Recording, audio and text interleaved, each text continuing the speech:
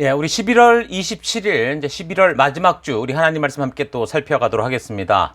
자, 출애굽기 이제 9번째 시간입니다. 18장에서 19장의 역사. 출애굽기의 핵심은 기적이 아니라 말씀이다. 출애굽기의 핵심은 기적이 아니라 말씀이다. 자, 이런 제목으로 또 함께 살펴가도록 하겠습니다.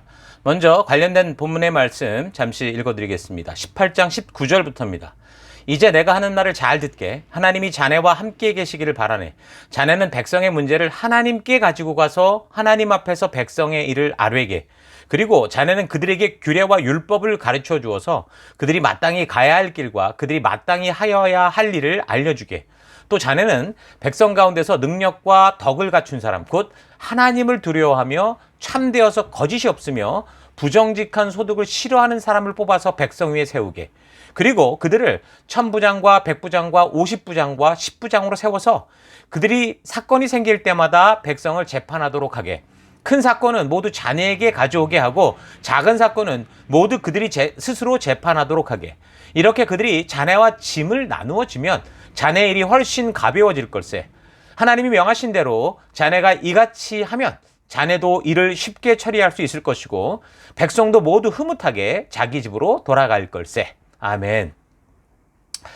자, 우리는 지난주 이 홍해 도하 이후, 그러니까 구원 그 이후의 여정에 대해서 좀 살폈는데요. 제일 처음에 이제 마라, 그리고 엘림, 그리고 신광야를 거쳐서 르비딤에 이르는 그런 여정들을 살펴봤습니다. 뭐 르비딤에서는 또 물이 없어서 험악한 분위기가 되기도 하고 또 아말렉 족속들이 공격을 해서 싸우는 일들이 있었었는데 하나님께서는 지금 이런 믿음으로 걷는 길에서 만나는 여러 가지 그 사건들을 통해서 다른 그 어떤 게 아니라 바로 하나님을 신뢰하고 믿음으로 살아가는 성도의 삶이 어떤 것인가, 하나님과 동행하는 삶이 어떤 건가라는 것을 알 수 있도록 교육하는 것을 우리가 볼 수 있었습니다.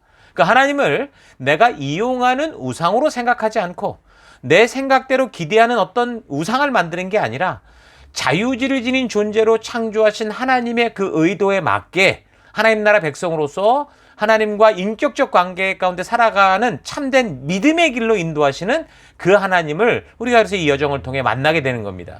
그래서 성경은 구약의 창세기부터 이 창조주 하나님과의 관계 속에서 어떤 뭐 우상을 섬기는 그런 신적인 관계라기보다도 서로 살아계신 어떤 관계로서, 그러니까 신뢰하는 믿음에 대한 이야기를 계속 우리에게 해주고 있지, 무슨 종교적 행위 구원에 대해서 이야기를 하고 뭐 어떤 종교적인 행위에 대해서 이렇게 말하고 있지 않다라는 거 잊지 마시고, 믿음으로 사는 삶이 어떤 삶인지를 우리가 정말 이 말씀과 이 역사를 근거를 통해 잘 묵상하고 바르게 성경을 보는 눈을 가질 수 있기를 바랍니다. 자, 그래서 이제 계속해서 이제 18장의 이야기는 모세의 장인이었던 이드로가 모세를 찾아오는 이야기로 이제 연결이 됩니다.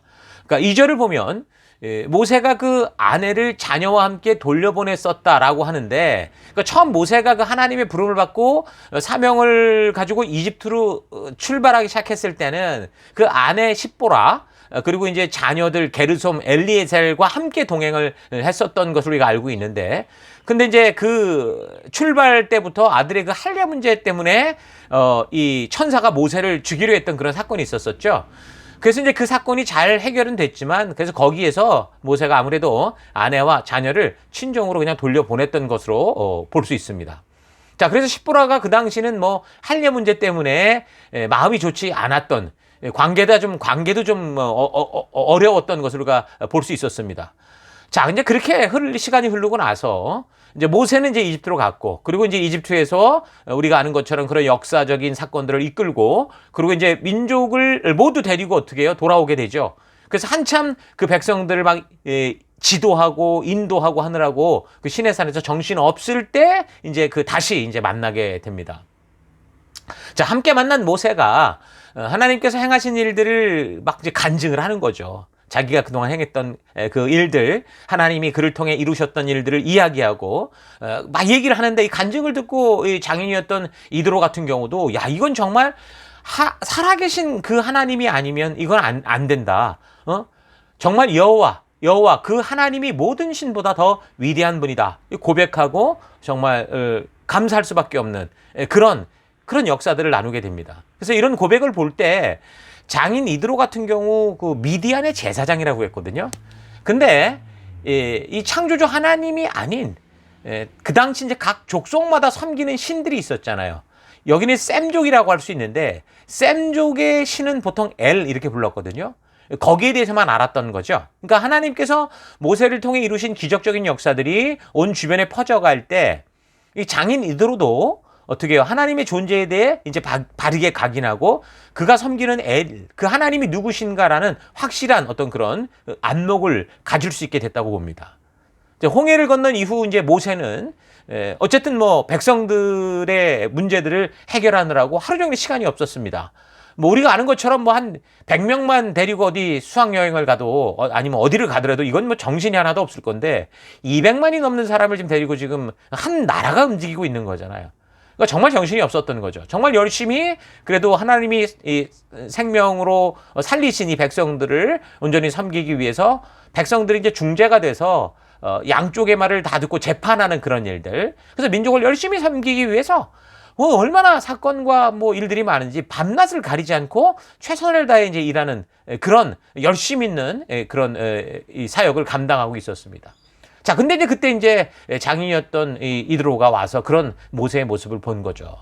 자, 그래서 이제 장인이 이 이드로가 모세에게 좀 더 지혜롭게 이 사명을 감당할 수 있는 방법을 가르쳐 줍니다. 그것은 한마디로 하나님의 뜻을 교육하는 것과 그리고 한 사명을 가진 그 사람을 세우라는 거였죠. 그러니까 모세가 열심히 자신의 몸이 다 부셔지도록 헌신하며 사명을 감당하기 위해서 충성을 다하는 그 자세는 중요하지만 근데 그보다 더 중요한 건 뭐예요? 첫째, 모세 스스로 일단 하나님과의 관계 가운데 바르게 서라는 거죠. 하나님의 뜻을 바르게 알아라. 그리고 그것을 온전하게 교육을 해라라는 거였고, 둘째는 그 사명을 혼자 감당하는 게 아니라 한 비전과 사명을 가진 그러니까 하나님의 마음을 아는 다른 사람을 세워서 그들과 함께 이 사명을 나누어서 감당하게 하는 거. 그러니까 우리 교회식으로 말하면 이제 생명 낳는 생명을 세우는 것. 이 굉장히 중요한 이 원리들을 말해주는 거예요. 자, 그래서 우리 교회의 강단과 이 셀은 하나님의 뜻만을 선포하고 교육하는 그런 곳이 되어야 되고요. 그리고 이제 우리의 교회 가장 어린 유치부에서부터 틴스에 이르기까지 그리고 모든 하나님의 자녀들이 자라가는 그곳에서는 무엇이 있어야 된다는 겁니까? 하나님의 온전한 뜻을 바르고 빠르게 그리고 제대로 교육하는 그런 일들을 해야 된다라는 걸 우리가 알 수 있습니다. 자, 그리고 사람을 세워서 사명을 나눌 때 중요한 게 뭡니까? 그 누군가가 어떤 사람이냐, 그 가르치고 나눌 수 있는 그 동역자가 누구냐 하는 거죠. 여기 이드로가 제안한 대로 현대어 성경으로 이걸 보면요. 백성 가운데 유능하고 하나님을 두려운 줄 알며 진실하고 또 바르지 못한 방식으로 이득 얻기를 죽도록 싫어하는 사람들 이렇게 딱 분명하게 말하고 있습니다. 그래서 우리도 지금 한 교회 속에서 이런 생명을 낳는 생명을 세우는 사명을 감당할 때 어떻게 하는 겁니까? 사람을 세워갈 때 이런 사람으로 세워가라는 거죠. 그리고 이런 사람들로 하나님의 공동체를 이끄는 리더, 동역자가 되게 해야 된다는 겁니다. 사람을 세울 때 무슨 답을 주는 사람, 나만 따라와 천국까지 이끌게 이런 사람이 아니라 그들 스스로가 어떤 문제를 만나도 해결할 수 있는 방법을 주도적으로 찾아가게 할 수 있는 그런 사람으로 사람들에게 고기를 가져다 주는 그런 일만이 아니라 고기를 잡는 법을 아는 그런 사람으로 어떻게 해요? 리더를 세워야 된다라고 말하는 거죠. 자, 그런 걸 볼 때 참 죽도록 충성하는 거, 열심히 있는 거 이거는요, 각 개인이 맡겨진 사명을 감당할 때 분명히 가져야 될 마음의 자세인 건 분명합니다. 그리고 그것을 어떻게 행할 것인가에 있어서 분명히 하나님 주신 사명을 감당할 때는 충성봉사하고 정말 열심을 다하는 거. 그건 중요한 거죠. 근데 분명한 건 하나님의 마음을 품은 사람을 세워서 어떻게 하라는 거예요? 너 혼자가 아니라 함께 주신 사명을 감당해 가라라는 겁니다. 그래서 목사, 리더, 혼자 리더, 이렇게 뭐 목사 혼자, 리더 혼자 이렇게 하는 게 아니라 사람을 세우고 그 사람을 하나님의 부르심과 하나님의 뜻을 통해 하나님의 마음을 알려주는 이 나눔이 중요하다는 거예요. 생명의 그 근원, 그 이유를 알리는 게 중요하다는 거죠. 그러니까 그런 하나님의 마음을 품은 그런 모세가 지금 이 백성을 이끌고 있는데 그런 모세가 한 명 있는 것보다 그 공동체에 10명 있는 게 낫겠죠. 10명의 모세가 있는 게 낫고 또 10명의 모세보다는 그 공동체 속에 100명의 모세가 있고 1000명의 모세가 있다면 어떻게 돼요? 그 공동체는 훨씬 더 주신 사명을 바르고 온전하게 그렇게 이루어갈 수 있는 그런 공동체가 될 수 있다는 겁니다. 그러니까 사람을 세우고 함께하는 것은 사실 좀 우리가 뭐 겪어서 알지만 불편할 수 있고 혼자 하는 게 훨씬 편할 수는 있습니다. 자, 그러나 성경은 이 창조의 처음부터 보면 그렇게 혼자 사는 것에 대해서 어떻게 생각하느냐라는 걸 볼 때 하나님은 처음부터 그걸 생각하지 않았어요. 에덴에서부터 남자와 여자를 어떻게 했어요? 서로 돕고 함께하는 공동체로, 가정으로 시작하신 걸 보면 알 수 있죠. 그러니까 나 아닌 누군가와 서로 돕고 협력하며 살아가도록 하나님은 처음부터 이 인격을 가진 사람들이 살아가는 그 공동체를 그런 원리로 세우셨다라는 거예요. 그래서 각 개인이 주도성을 가지고 살아갈 수 있도록 존중받는 것은 중요해요. 그러나 그것이 자기 위주의 개인주의적인 것이 돼서는 안 된다는 거죠. 자기 외에 전혀 다른 걸 신경 쓰지 않고 자기 편리 위주로 살아가는 거. 이거는 절대 성경적이지도 않고 오늘 우리 사회 속에서 가장 문제가 큰 것이 바로 이런 이기주의 아닙니까?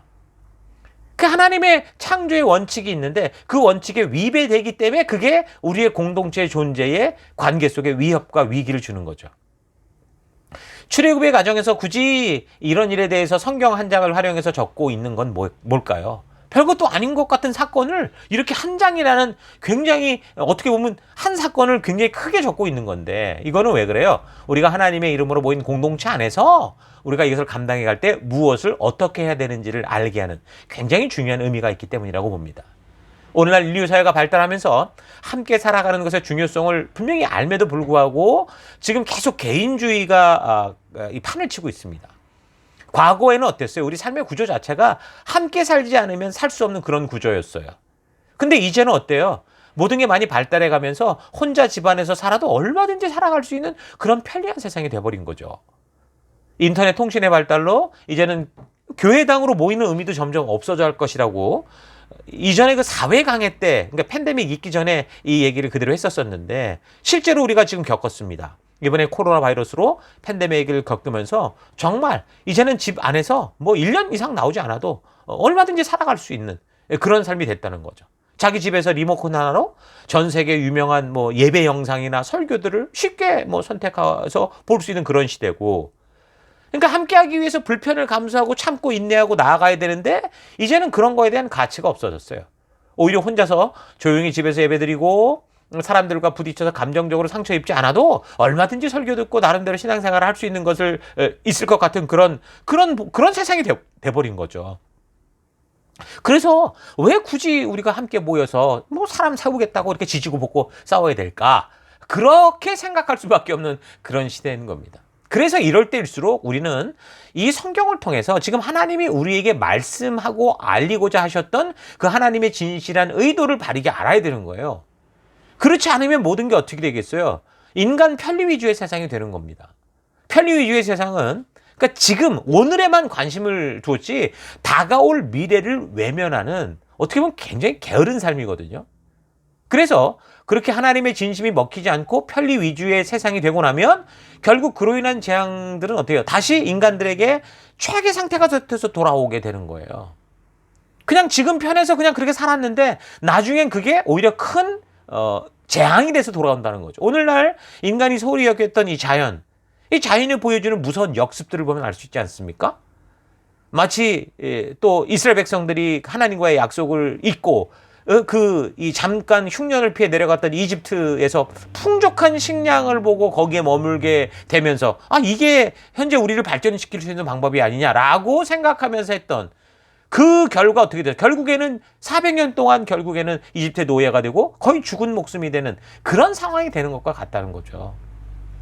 사실 세상이 아무리 발달해서 개인이 살기에 편리한 세상이 된다고 해도 그렇게 영원히 살 수 있을 것 같으냐? 여러분 절대 그렇지 않습니다. 여러분 우리가 지금 큰 자연재해가 일어나거나 뭐 지진이나 뭐 이런 것들 있잖아요.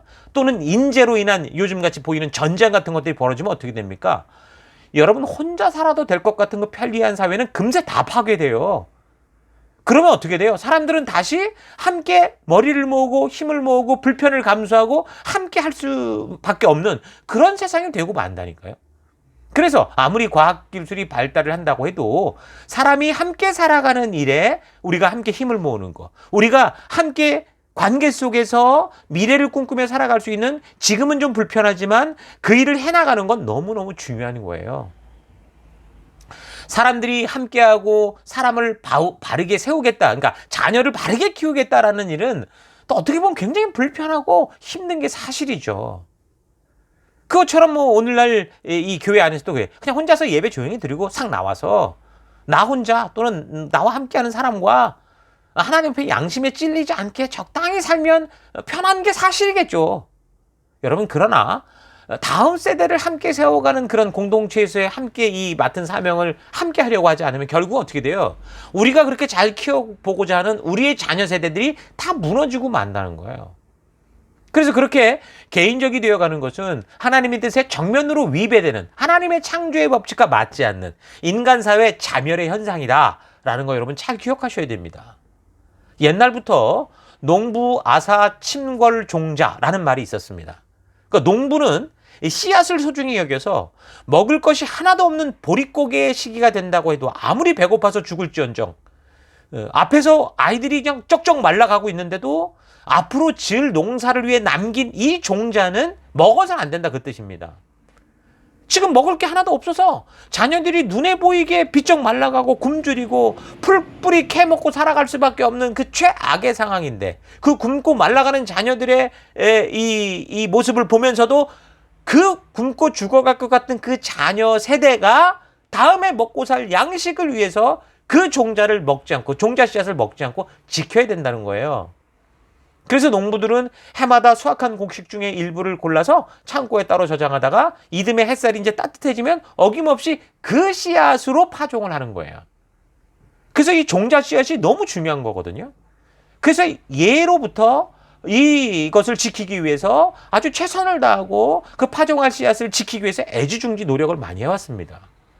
오래전부터 농민들은 해마다 그렇게 좋은 종자를 그래서 선발해 온 거고, 그래서 그런 농민들의 노고에 힘입어서 그나마 오늘 이 인류가 이렇게 건강하고 좋은 곡식들을 먹으며 살 수 있는 그런 환경이 된 거죠.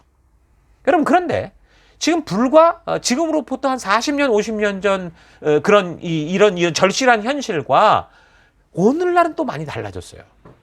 이제 해마다 봄이면 농민들이요, 종자를 갖고 씨를 뿌리는 게 아니라 종자 기업들이 생산한 그 씨앗을 살려고 시장으로 갑니다.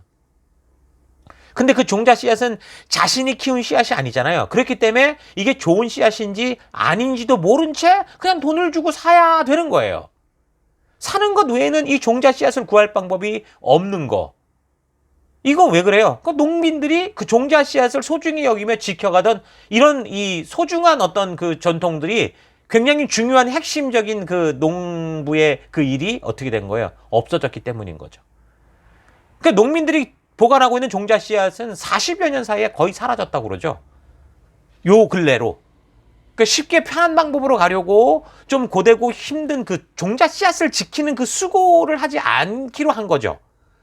이게 보통 어려운 게 아니니까, 쉽지 않으니까 그걸 하지 않기로 하는 거예요.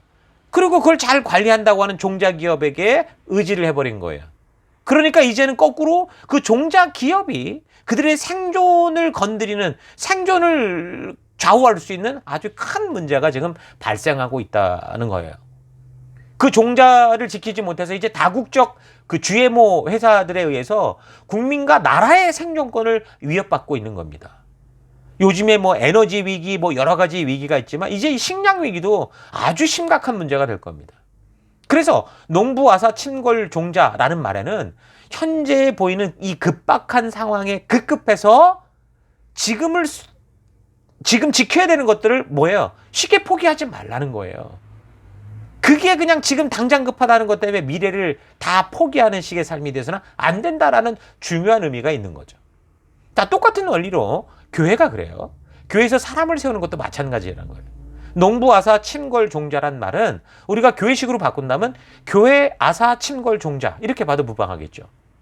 바로 이렇게 또 다른 모세를 세워가는 일이 힘들다고 포기하고 쉬운 길을 찾으면 결국 교회는 세상에 휘둘리고 세상의 문화와 세상의 요구에 굴복하고 끌려가게 됩니다. 아니면 교회당에서 종교놀이 하면서 하나님을 강한 어떤 세상에보다 강한 우상으로 만들어 놓고 많은 사람들을 모아서 마치 겉보기에는 정말 부흥하는 교회 같고 굉장한 교회처럼 보이지만 사실은 하나님이 그 안에 계시지 않는 그런 종교 집단으로 변질돼 갈 수 있는 겁니다. 물질주의, 개인주의가 지금 교회 안에 들어오면서 온 교회를 파괴의 직전으로 지금 몰고 가고 있는 이 현실을 우리가 잘 봐야 돼요. 사람을 세우려고 하지 않으면요, 결국 교회 생활이 어때요? 정말 쉽고 편해요. 와서 그냥 동호회처럼 그냥 내가 좋아하는 종교 그런 거 찾고 가다가 가면 되게 편해요. 그러나 그렇게 편해 보이고 편리해 보이는 게 결국 평안과는 다르다라는 사실을 잊지 말아야 됩니다.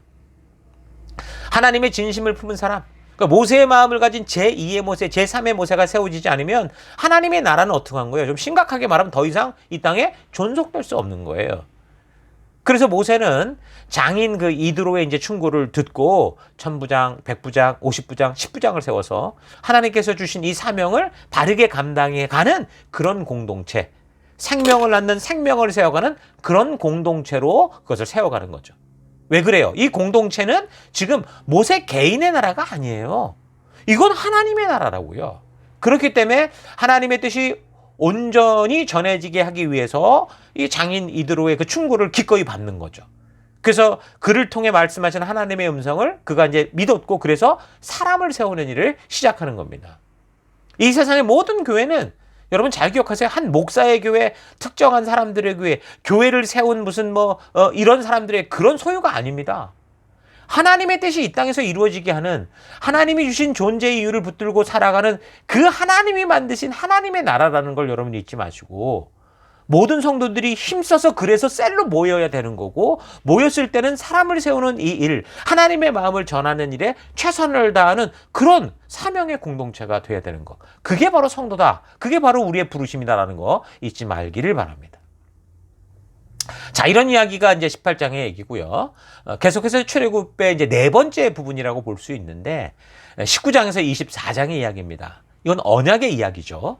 자, 우리가 지금까지 홍해 도하 후에 마라, 엘림, 신광야, 그리고 르비딤을 거치면서 이제 1차 하나님이 꿈꾸셨던 그 장소, 집결지 같은 시내산에 도착하는 역사까지 살폈는데, 이제 계속해서 이제는 그 시내산에서 그러면 어떤 일이 있었는지를 이제 살펴보게 되는 겁니다.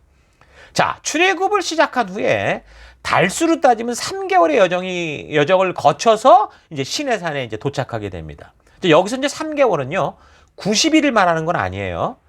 그게 아니고 원문을 보면 출애굽 후 세 번째 달 이렇게 말합니다. 그러니까 70인역과 유대 전승에는 이때가 이제 세 번째 달의 첫째 날이다까지 이제 그렇게 얘기를 하거든요. 그러니까 개역 개정에는 그냥 단지 3개월이 되던 날 이렇게 하는 바람에 이걸 잘못 바르게 이해하지 못하면 마치 90일이 된 줄 아는데 그거 아닙니다. 자, 그러니까 첫째 달 중순에 떠났죠. 하나님이 이 떠나는 그 달을 새해로 삼아라 그랬던 그 첫째 달 중순 15일에 유월절을 지내면서 출애굽을 했으니까 날수로 따지면 신광야까지가 30일이 걸렸던 거예요. 그렇게 되면 시내산에 도착한 때가 세 번째 달 첫째 날이라고 하니까 신광야까지 30일, 그 이후에 한 15일 정도가 더 걸렸다라고 볼 수 있죠. 그러면 총 한 45일에서 정확히 여기 성경에 나오는 날짜들을 근거로 보면 한 45일, 46일 정도 걸렸다 볼 수 있습니다. 자, 그렇게 드디어 시내산에 이제 도착하게 되는데, 이곳에서 이제 하나님이 무슨 일을 하는가를 보면 하나님께서 가장 먼저 한 일은 모세를 불렀어요. 그리고 지금 이 따라 나온 시내산까지 온 이 이스라엘 백성들과 언약을 맺으려는 당신의 뜻을 전하게 됩니다. 그러니까 대부분의 성도들이 출애굽기 하이라이트 그러면 뭘 생각하냐면 그 놀라운 10가지 기적이 일어나는 그런 재앙과 표적들, 또는 홍해가 쫙 갈라지는 그런 사건. 그 엄청난 하나님이 이루시는 기적과 표적이 일어나는 게 가장 최고의 사건이다, 하이라이트다라고 생각하는데, 사실 출애굽기의 가장 중요한 부분은요, 거기가 아니에요. 다 그런 일들이 지금 살피는 이 시내산 언약 사건, 바로 이것 때문에 있어졌던 일들이거든요. 그래서 출애굽기의 가장 핵심이요 하이라이트라고 한다면 바로 여기서 언약이 세워지는 이 시내산 언약이다라고 할 수 있는 겁니다. 그러니까 세상의 기준에서 살아왔던 옛사람을 완전히 벗어버리고 이제는 하나님의 백성된 새 사람으로서 살아갈 이 땅에서의 하나님 백성다운 기준을 분명하게 알게 되는 거. 이 여정, 그게 바로 출애굽기의 핵심인 거죠. 그 하나님께서 백성들을 그 죽음의 땅 이집트에서 구원하시고 이 백성들을 통해서 꿈꾸시는 하나님의 기대, 하나님 나라 백성으로서 살아가는 가치 기준을 분명하게 말씀해 주시는 거예요. 그래서 이것을 통해 우리는 구원받은 성도로서 우리는 어떤 가치를 따라 어떻게 살아가야 되는가라는 우리의 존재의 이유를 분명하게 알 수 있는 거죠. 하나님이 어떤 분이시고 하나님은 어떻게 일하시며 또 성도인 우리는 그래서 어떤 존재고 무엇을 위해 살아가야 하는지, 그 하나님 나라의 가치와 성도들의 삶의 가치를 분명하게 알게 하는 그런 내용이 바로 이 시내산 언약, 이 출애굽기에서 성경의 역사에서 아주 중요한 부분으로 이것이 차지하고 있는 거죠. 자, 앞으로 이제 성경 역사가 진행되면서 여러분 계속 보면요. 이스라엘 백성들의 이 이스라엘이라는 나라의 축복과 어려움, 고통을 당하는 그 원인들을 그 역사적으로 쭉 살펴보면 바로 그 모든 그 핵심적인 그 기준이 여기가 돼요. 시내산 언약을 통해 이 약속한 이것을 이들이 지켰느냐, 그렇지 않았느냐에 따라서 역사의 최고점과 최저점이 나오기 때문에 이 시내산 언약의 역사와 내용을 우리가 바르게 알고 있어야 그래야 성경 전체 역사가 왜 이런 식으로 흘러가게 되는지, 그리고 사건마다 하나님이 왜 백성들에게 이렇게 행하시는지, 그리고 심지어 우리 신약에 갔을 때 예수님이 왜 이 땅에 오셨는지, 왜 이런 일을 하셨는지 그 이유들을 바르게 이해하게 될 수 있는 거예요. 그래서 율법의 목적을 우리가 신약에서 찾기 전에 먼저 이렇게 구약의 역사를 통해서 이 율법이 주어질 때 그때 어떤 목적과 어떤 취지로 왜 주어졌는지를 알아야, 그래야 이제 신약에서 이제 신약 기자들이 말하고 또 강조하는 그 의미들을 바르게 알게 되는 거예요. 그래서 또 어떻게 보면 사실 이 내용이 좀 지루하게 느껴질 수는 있어요. 그러나 여러분 이 중요성을 잘 기억하시고 여러분 한 번 이상은 천천히 정독을 하면서 1년에 한 번 이상 아니면 한 달에 한 번 이상 우리가 이 부분들에 대해서 이 시내산 약속과 하나님의 의도에 대해서 우리가 잘 살펴야 됩니다. 현대어로 번역된 성경 같은 걸 갖고 읽으면 좀 더 이해하기 쉬울 수 있으니까 이 중요성을 잊지 마시고 이 부분들을 잘 숙지할 수 있기를 바랍니다. 자, 그래서 하나님께서는 지금 이집트에서 완전히 죽을 뻔한 백성들을 당신의 전적인 능력으로 구해내서 이곳 시내산까지 이끄셨기 때문에 어떻게 보면 좀 강권적이고 강압적으로라도 내 소유다, 너는 내 거다 이렇게 주장하면서 언약이 아니라 명령만을 통해서도 그렇게 행하실 수 있었을 텐데, 그런데 하나님은 어떻게 해요? 당신이 구원한 이 백성들에게 무조건 어떤 강권적인 힘으로 이래라 저래라 그렇게 하는 게 아니라 제일 먼저 뭐 하고 있는 거예요? 초대를 해요. 이 사람들이 인격적 존재이기 때문에 하나님이 그런 일을 해오셨다고 하더라도 하나님은 지금 당신의 중심으로 그 다른 인격에게, 그 인간들에게 하나님의 진실한 마음을 모세를 통해 보이시면서 하나님의 이 약속, 하나님의 나라 가운데, 하나님의 창조의 뜻 가운데 이 언약에 동참할 것인가라고 먼저 묻는 거죠. 초대를 하시는 거예요. 그게 바로 출애굽기 19장 4절부터의 내용입니다.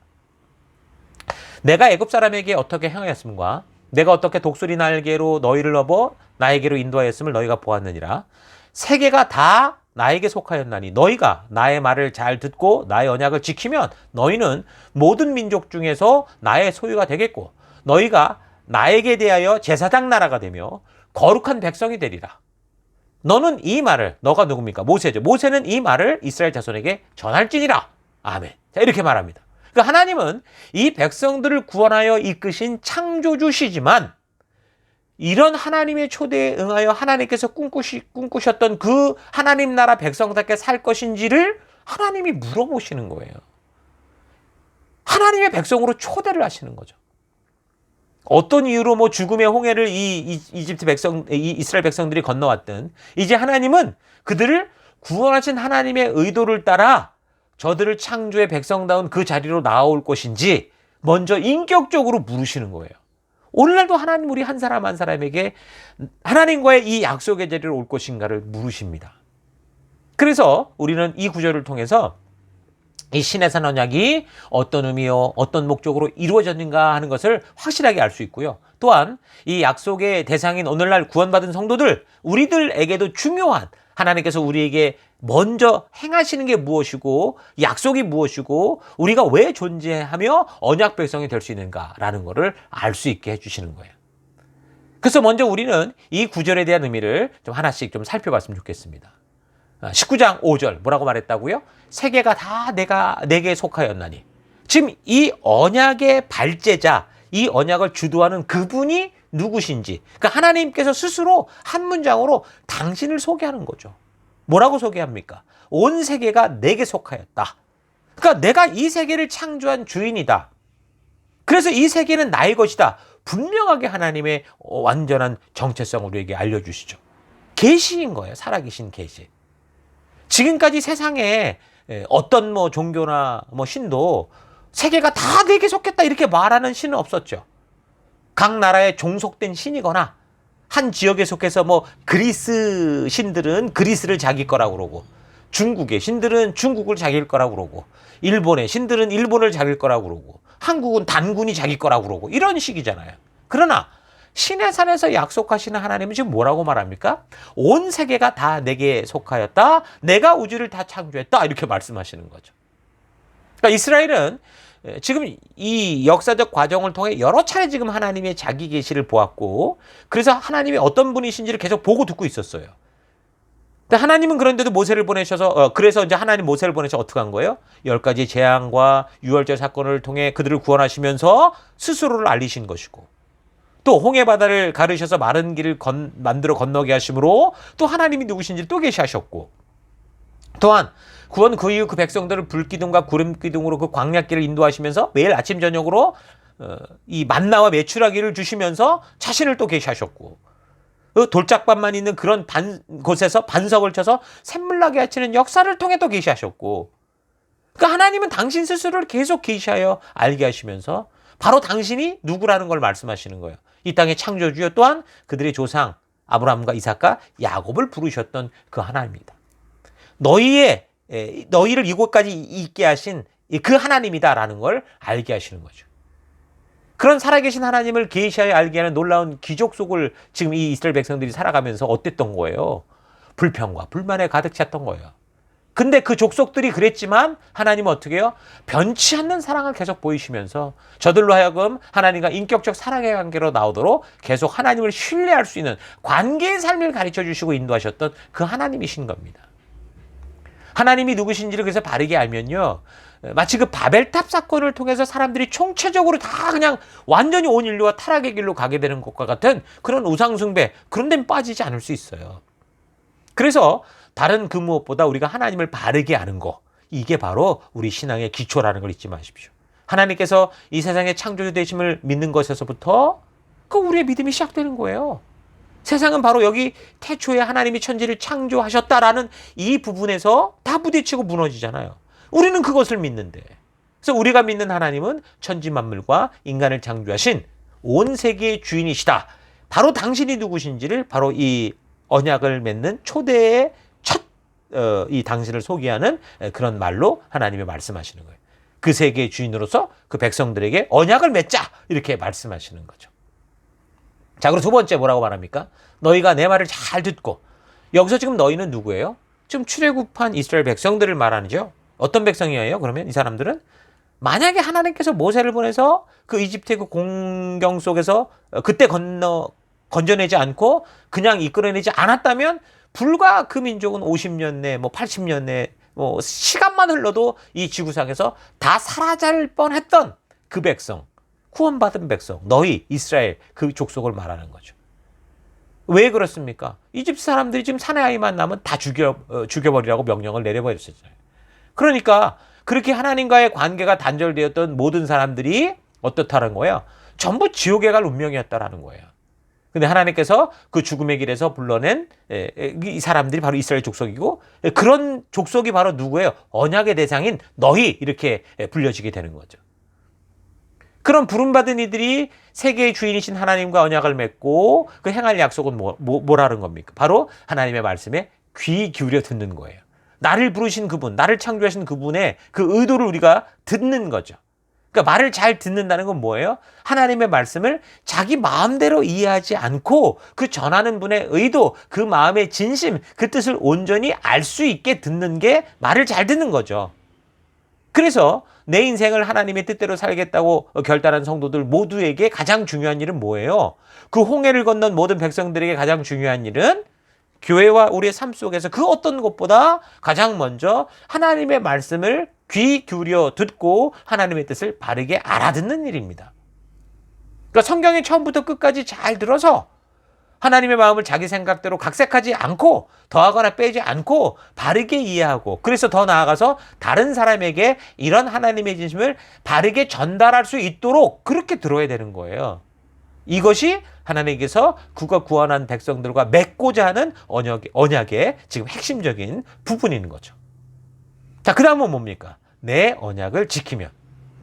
자, 여기서 언약이란 시내산에서 하나님이 이스라엘과 맺으시고자 하는 이 이제 언약을 말하는 거죠. 그동안 계속 그 언약, 법도와 규례가 있었다라는 걸 우리가 알고는 있는데 그게 뭔지 확실하게 드러나지 않았지만, 그러나 이제 믿음의 사람들에게 계속 말씀해 오셨던 그 말씀들, 그 언약을 말하는 거예요. 그 말라기 2장을 참고하면 뭐라고까지 말하면, 레위와 맺은 나의 언약 2장 4절, 만군의 여호와가 이르노라 내가 이 명령을 너희에게 내린 것은 레위와 세운 나의 언약이 항상 있게 하려 함인 줄 너희가 알리라.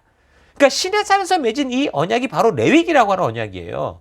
그러니까 하나님께서 레위 지파에게는 속한 땅을 주는 게 아니라 각 지파 속에 퍼져서 이 하나님이 주신 약속을 바르게 지키도록 인도하는 그런 제사장 지파가 되게 하셔서 이제 이곳 시내산에서 주시는 법도와 규례를 지켜갈 수 있는 온 민족이, 하나님의 부름받은 모든 이 백성들이 지켜가도록 하는, 인도하는 사명을 주시죠. 그래서 12지파의 구성 중에 보면 이 레위 지파가 아주 빠져나갔어요. 대신에 요셉의 아들들이 므낫세와 에브라임이었는데 이 사람들이 그 아버지 세대로 올라온 거죠. 그 므낫세 지파, 에브라임 지파, 각각 그래서 12지파로 이렇게 나뉘게 되거든요. 그러니까 이 언약, 시내산 언약, 그러니까 레위기 언약이 그래서 어떤 언약이었냐면 5절, 레위와 세운 나의 언약은 생명과 평강의 언약이다 이렇게 말합니다. 종교적 족쇄다 그렇게 말하지 않고 생명과 평강의 언약이라 내가 이것을 그에게 준 것은 그로 경외하게 하람이라. 그러니까 생명과 평강을 주는 언약이고, 이 언약을 주신 이유는 뭐라고요?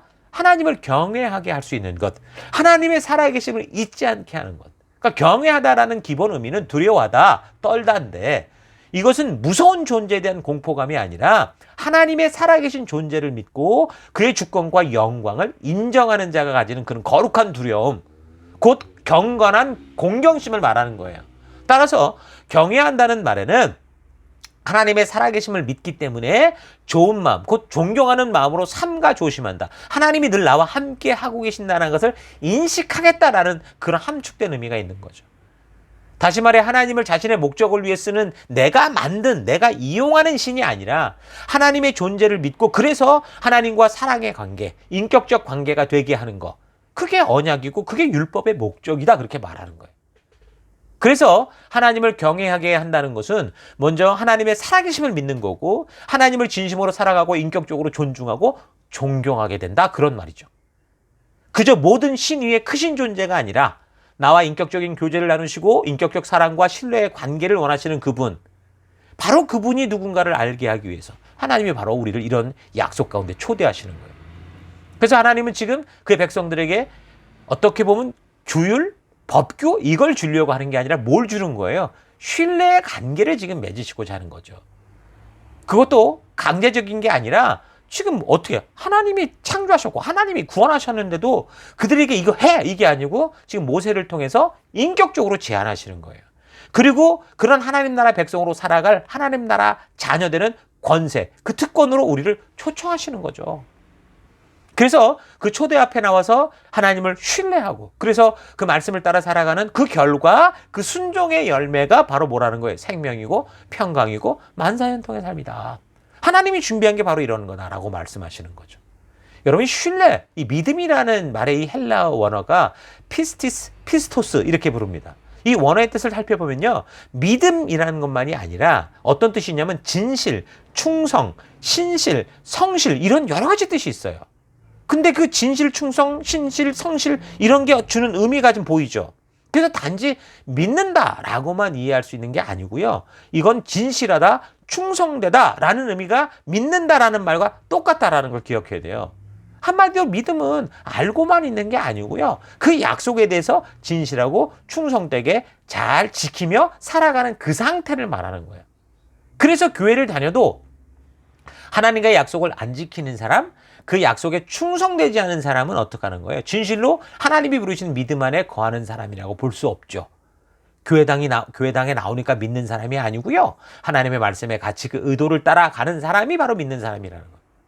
여러분, 인격자는 어떤 존재라고 그랬습니까? 약속이 되는 사람이라고 그랬죠. 동물과 인간의 차이점이 뭐라고 그랬습니까? 약속이 되는 거라고 그랬잖아요. 그러니까 인격적 존재란 스스로 약속을 할 수 있고 그것을 스스로 지킬 수 있는 존재다라는 거예요. 그 어떤 피조물도 하나님과 약속이 되질 않아요. 그냥 하나님이 창조한 법칙에 따라 살다 죽어요. 다만 하나님의 형상을 닮은 인간, 자유의지를 지닌 인간 외에는 그 누구도 하나님과 약속이 되지 않습니다. 이게 바로 동물과 사람의 분명한 차이라니까요. 고양이에게 여기 있는 생선을 먹으면 안 된다 그렇게 말해보세요. 또 강아지에게 고기를 옆에 두고 이거 먹으면 안 돼? 그렇게 하면 어떻게 할 것 같습니까? 말 잘 듣는 순한 소를 보고 너 여기 꼴 먹으면 안 된다. 남의 곡식 먹으면 안 돼. 그러면 말을 듣습니까? 아니요. 눈만 뽀끔뽀끔하고 풀 먹어요. 그러니까 동물은 인격이 아니기 때문에 약속이 지켜지지 않기 때문에 강제적인 조치를 취할 수밖에 없죠. 그러니까 동물과 사람이 전부 자유의지가 있는 것 같으나 그 자유의지의 굉장한 차이는 뭐예요? 약속이 되느냐 아니냐라는 그 차이인 거예요. 그것을 지킬 수 있느냐 아니냐는 차이라는 거죠. 사람은 동물과 다르게 약속이 가능하고 또한 약속을 하면 지킬 수 있는 자유의지를 지닌 인격적 존재로 하나님이 그래서 그렇게 구별하여 창조하셨기 때문에 하나님은 사람들을 강제적으로 대하는 게 아니에요. 말씀으로 하시고 약속으로 하시고 언약을 통해 인격적 관계를 이루시면서 그렇게 가시는 거죠. 그래서 이 성경 자체를 우리가 뭐라고 부릅니까? 구약 신약이라는 말 자체가 약속의 책이다 그 말이잖아요. 살아계신 하나님께서 사람과 약속해 주신 책.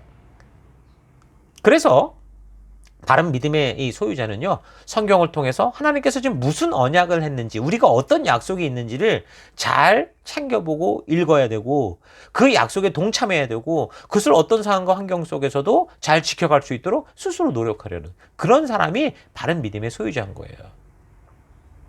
하나님은 이런 사람을 신실한 사람이다, 충성된 사람이다, 그렇게 말씀하시죠. 그래서 그 언약을 잘 지키려면 어떻게 하라고요? 제일 먼저 잘 들어야 된다는 겁니다. 잘 듣지 않아서 약속이 무엇인지 모르는데 어떻게 그 약속을 지키겠어요? 하나님께서는 나는 이런 하나님이야 라고 말하는데 잘 듣지 않으니까 그저 비나이다 하면 되는 줄 아는 그런 착각 속에 빠지잖아요. 그러니까 성경을 바르게 알지 못하는데 신실하게 신앙을 바르게 한다라는 것은 정말 말이 되지 않는 겁니다. 그냥 종교성이 강한 사람일 뿐이죠. 성경을 읽고 듣되 내 마음이 정말 하나님의 이 진심으로 울릴 때까지, 하나님의 가슴이 내 마음에 담겨질 때까지, 그 하나님의 마음과 심정이 읽혀질 때까지, 그래서 그 하나님의 의도를 알고 정말 감격하고 눈물을 흘릴 수밖에 없을 때까지 우리가 성경을 바르게 읽어가야 되는 거예요. 자, 그렇게 하나님은 약속으로 우리를 부르십니다. 자, 그 다음에 뭐라고 말하십니까? 모든 민족 중에서 내 소유가 되겠다라고 말합니다. 그러니까 하나님은 지금 자기 소유가 되지 않으면 절대 함께 할 수 없다는 거죠. 그러니까 하나님의 소유가 된다라는 건 뭐예요? 하나님이 억지로 행하는 게 아니라 우리가 자발적으로 함께하는 존재가 됐다라는 거예요. 그래서 하나님께서 여러분을 자기 소유로 삼았지만 여러분 스스로가 자기 자신을 인격적인 자기 자신을 인격적으로 하나님께 드린 적이 없다면, 그러니까 거듭남이 없다면, 하나님의 의도를 바르게 하는 그 온전한 관계가 없다면 어떡한 거예요? 나는 교회당에 있을지 몰라도 아직 하나님의 소유가 되지 않을 수 있다라는 거죠. 여러분, 물건은 내가 만들거나 대가를 지불해서 사오면 그게 내게 됩니다. 그러나 인격은요, 만들어도 내게 되질 않아요. 하나님이 창조해 놔도 자유주의를 가진 인격들이 하나님의 것이 되지 않을 수 있어요. 내가 낳아도 내 것이 안 될 수 있다고요. 자녀들을 보면 알아요. 내가 낳아서 먹이고 입히고 보호하고 공부시켰는데 자유의지를 지닌 인격이기 때문에 자기 마음대로 합니다. 그게 나쁘다는 게 아니에요. 하나님의 만든 원칙이라는 거예요. 자녀는 물건이 아니기 때문에 스스로의 생각대로 하고자 하는 것을 그 누구도 못 말려요. 부모도 못 말리는 거예요. 인격은 내가 만들고 내가 샀다고 해서 내 마음대로 되는 게 아닙니다. 혹시나 돈 주고 사도 독립적인 자유인격이 있기 때문에 내 마음대로 조정이 되는 게 아니에요. 그래서 우리는 우리의 인격을 통해서 어떻게 돼요? 스스로 자원하는 심령으로 하나님께 나아가고 하나님께 우리의 마음의 문을 열어드리고 그 하나님의 말씀과 약속을 따라 헌신되며 살아가야 되는 거예요. 여러분, 결혼은 뭡니까? 피차 스스로 상대방에게 자신을 내어주는 헌신이에요. 그래서 남편이 아내를 사랑할 때 예수님께서 교회를 사랑하사 자기를 주신 것 같이 해라. 성경은 그렇게 분명히 말씀합니다. 예수님은 교회인 우리를 위해서 당신이 먼저 자기의 몸을 희생하셔서 우리가 하나님과 동행할 수 있는 그런 관계로 회복해 주셨는데, 지금 교회 속에 많은 사람들은 하나님과 동행하려고 하지 않고 뭐 자꾸 11조나 헌금 내고 교회 봉사할 테니까, 하나님은 그냥 교회당 그 좋은 데 앉아 계시면서 능력이 있으시니까 전능한 능력으로 우리에게 이 세상에서 잘 살아갈 수 있는 그런 능력과 힘 달라. 이런 식의 태도를 가지고 살고 있는 거죠. 하나님은 우리와 인격적 관계, 동행하는 삶을 지금 원하시는데, 우리는 하나님과 경제적인 관계를 맺으려고 하고 경제 협정을 맺으려고 하고 사업의 파트너로 생각하는 경우가 많습니다. 여러분, 그러면 안 돼요. 11조와 헌금은 그리스도 안에서 교회라는 공동체가 살아가는 그런 경제 질서고, 실제로 중요한 건 뭐예요? 그 드려지는 것에 내 자신의 모든 삶을, 내 마음과 중심을 담아서 드린다는 희생, 번제의 의미, 진정한 하나님과의 완전한 교제의 의미가 있는 거예요. 그래서 그의 번제단에서 죽은 우리들이잖아요. 죄로 말미암아. 그래서 죽든지 살든지 이제는 먹든지 마시든지 무엇을 하든지 항상 하나님과 동행하는 삶을 살겠다는 그런 살아있는 관계로의 그 약속인 거죠. 그래서 우리는 그렇게 하지 않고 그런 삶을 살아가야 되는데, 약속 있는 관계로 살아가야 되는데, 근데 많은 경우 그렇게 하지 않고 하나님은 그냥 교회당에 머물러 계시고 그냥 힘만 주세요. 나에게 힘만 주면 돼요. 이런 식이 됐다라는 거예요. 이러면 하나님께서 우리를 통해 우리와 동행하며 하나님의 뜻을 이루어갈 수 있는, 하나님이 하셔야 되는 일을 할 수 없는 거죠. 사람 스스로 인격적으로 하나님 앞에 자신을 완전히 드리고, 그리고 자신의 삶 어디에나 동행하는, 그런 하나님과 동행하는 삶을 살기 전에는 하나님이 우리를 통해 일하실 수 없는 거예요.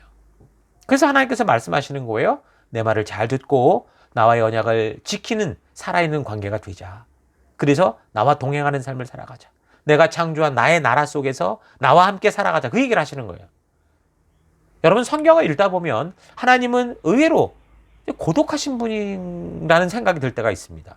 하나님은 항상 하나님의 진심을 알아주는 그 진실한 사람을 찾기 위해서 지금 노심초사하는 걸 볼 때, 지금 하나님 곁에는 많은 사람이 없는 거예요.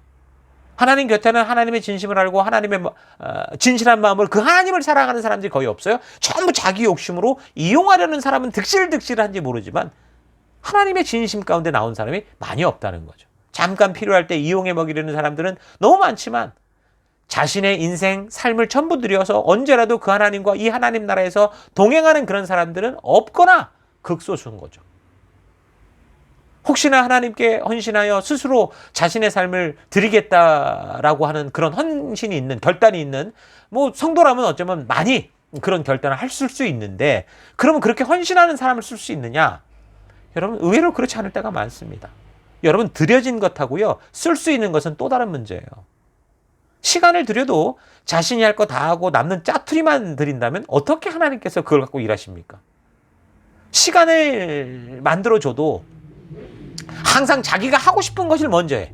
그 웬만하면 영화 보고 잠자고 쇼핑하고 브런치 먹고 커피 마시고 심지어 멍 때리고 있어도 하나님과 동행하는 시간이 거의 없다면 하나님이 어떻게 그런 우리를 통해 일하시냐고요. 하루 3장 성경 읽으면 1년에 1독 한다니까. 하루에 3장 읽고 기도 10분 하는 거. 그러니까 그게 유일하게 하나님과 동행하는 시간이라면 우리가 그걸 갖고, 하나님이 그걸 갖고 어떻게 우리를 통해 일하시냐고요. 요즘에 감정 쓰레기통이라는 그런 얘기들을 종종 듣게 되는데, 여러분, 하나님이 무슨 쓰레기통입니까? 그렇게 쓰다 말고 있지도 않은 시간, 그렇게 모인 모임, 이걸 가지고 하나님이 크신 일을 한다? 크신 일을 하기 원한다? 이게 바로 착각이라는 거예요. 여러분, 그냥 우리 인간의 관계에서도 보세요. 애인을 사귀어도, 친구를 사귀어도, 누군가가 가까워지려고 해도 그런 식으로 시간을 활용하다가 욕을 먹는 걸 넘어서 관계가 영원히 깨지고 말 수밖에 없는 그런 상황 아닙니까? 내가 너무 바빠서 그런데 나 화장실 있는 동안 너 밖에 서서 얘기하자 나오고, 그리고 싸고 나면 가버리고, 만약 그런다면 그게 도대체 무슨 관계예요? 해도 너무한 거 아닙니까? 하나님이 이런 걸 모르시겠어요? 아시죠? 정말 하나님이 함께 역사를 이루실 수 있는 진실한 헌신을 지금 아무도 바치지 않으니까 하나님이 자꾸 누군가를 찾고 계신 거죠. 바로 이런 행동이 멸망으로 가는 길이고 하나님과의 관계가 끊어지는 길입니다. 결국 구약의 문을 닫게 되는 그 말라기 선지자의 말씀을 통해서 잘 보면 그걸 확실하게 알 수 있어요. 말라기 1장 7절 뭐라고 그럽니까? 너희는 나의 제단에 더러운 빵을 바치고 있다. 그러면서도 너희는 우리가 언제 제단을 더럽혔습니까? 하고 되묻는다. 너희는 나 주에게 아무렇게나 상을 차려줘도 된다고 생각한다. 눈먼 짐승을 제물로 바치면서도 괜찮다는 거냐? 그런 것들을 너희 총독에게 바쳐봐라. 그가 너희를 반가워하겠냐? 너희를 좋게 보겠냐?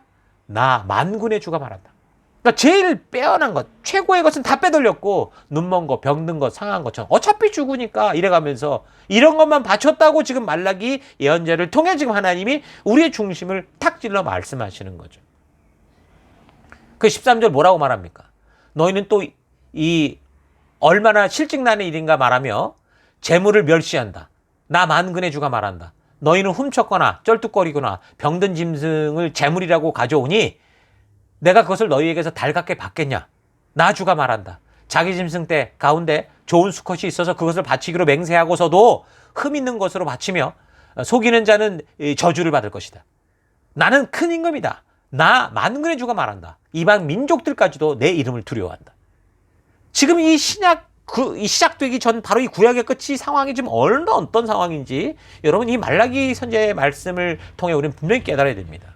그러니까 쓰레기 같은 것만 모아서 하나님이 어떻게 일을 할 수 있느냐.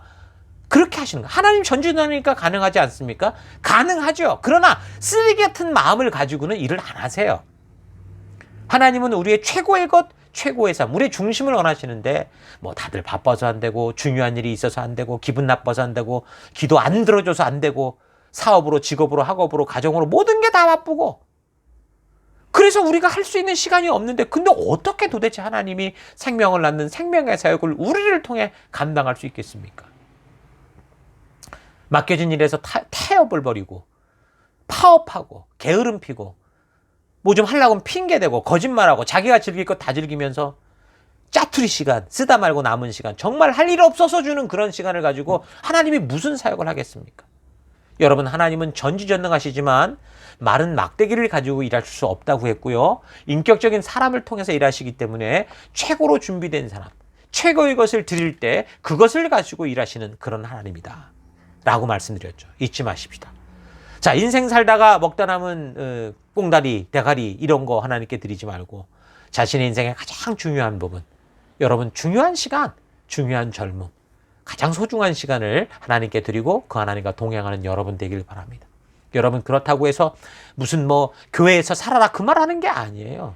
여러분의 삶을 살아가는데 그 현장 속에 여러분의 마음 중심과 그 자세와 의도가 어떠한가를 잘 보고 내가 하는 모든 것들이 하나님의 영광을 위한 일이 될 수 있도록 그 소중함을 주께 드리고 그 모든 삶의 우선순위를 하나님께 내어드리면서 그런 길을 걸어가는 우리가 되자. 그 말씀을 드리는 겁니다. 자, 오늘 우리가 계속 이런 부분들 하나님의 그 언약으로 초대하는 이 부분들을 살폈는데 오늘 여기까지 하고요. 다음 주 계속해서 신의 산 언약을 통해 원하시는 하나님의 온전한 뜻, 하나님의 의도가 무엇인지 살펴가는 우리가 될 수 있기를 바랍니다. 자, 오늘 드린 말씀을 가지고 우리 잠시 함께 묵상하며 기도하겠습니다. 다 같이 묵상하겠습니다.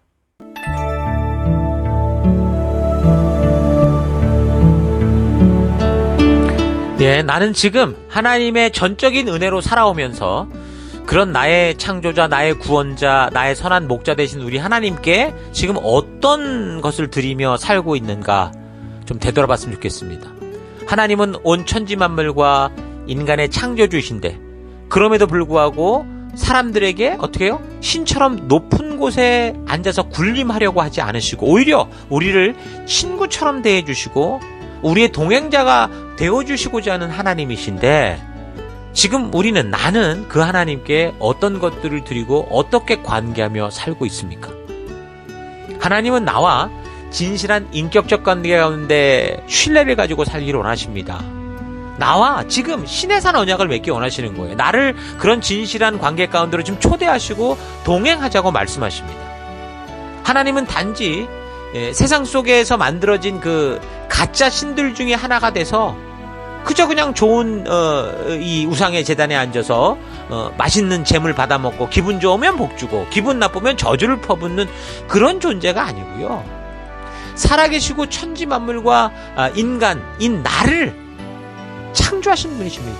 주인이십니다. 온 세계의 주인이세요. 그런 하나님께서 나와 인격적 관계 가운데로 나아가자고 부르시는 거죠.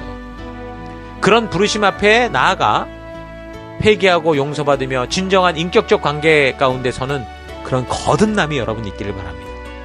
내가 인격이기에 하나님께서 인격적인 존재와 나눌 수 있는 이 성경을 통해 하나님의 약속을 주셨습니다. 그래서 성경에는 수많은 명령과 율례와 규례들이 있는데 성경을 계명의 책이다 라고 하지 않고 그래서 언약의 책이다 그렇게 말을 하죠. 여러분 이 의미를 잘 생각해 봐야 됩니다. 하나님은 사랑이시고 우리를 하나님 닮은 인격적 존재로 만드셔서 우리와 인격적 관계를 원하시는, 우리를 품어주시는 하나님이십니다. 그런 하나님께 나는 지금 쓰레기 같은 시간을 드리고 있지는 않은가? 아니면 지금 나는 가장 소중한 것으로 주께 드리고 내 삶 속에 정말 우선순위로 우리 하나님과 동행하는 그 길을 걷고 있는가? 여러분 잘 기억하시면서 오늘 이 한 주간도 또 우리 주님이 주신 그 삶의 현장 속에서 진정으로 하나님이 내 삶의 우선순위가 되십니다. 하나님이 내 삶의 가장 먼저십니다라는 그런 삶을 고백하며 살아가는 우리가 되기를 바랍니다. 자, 오늘 들은 말씀을 가지고 해서 잠시 기도하기 원하는 것은 첫 번째, 하나님 그동안 쓰레기 같은 시간들을 드린 나를 용서해 주옵소서. 여러분 회개하시고요. 하나님께서 내게 예수님의 소중한 생명을 주셔서 구원의 길을 열어주심과 같이 하나님 나도 가장 소중한 것들로 주님께 드리며 살아가는 내가 되기를 결단합니다. 기도하시고요. 또 하나, 하나님을 내가 필요한 것에 동원하는 우상신으로 대하지 않고 나의 주인, 나의 주님, 나의 가장 소중한 분으로 맞이하고 동행하는 삶 살기를 원합니다. 그래서 하나님, 내 삶 속에서 주의 말씀이 내 길의 빛이 되고 내 삶이 기쁨이 되며 나의 나아갈 유일한 삶의 기준이 되는 그런 하루하루, 그런 삶으로 나아가는 내가 되길 원합니다. 우리 다 같이 잠시 함께 기도하겠습니다. 기도하십시다.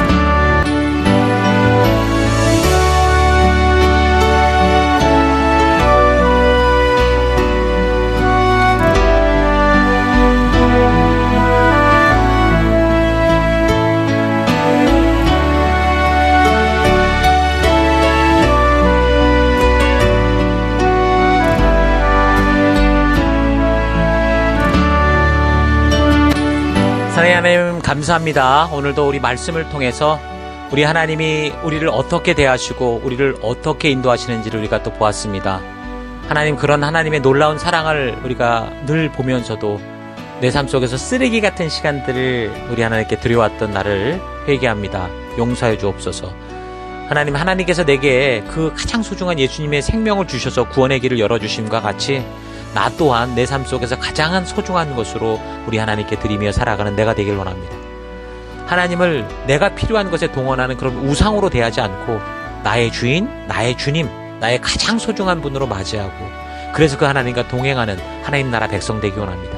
그래서 주님의 말씀만이 내 삶의 유일한 길이고 빛이고 내 삶의 기쁨이 되는 그 말씀만이 내가 살아간 삶의 유일한 기준, 다림줄이 되는 그런 하루하루의 삶을 살아가는 내가 되기 원합니다.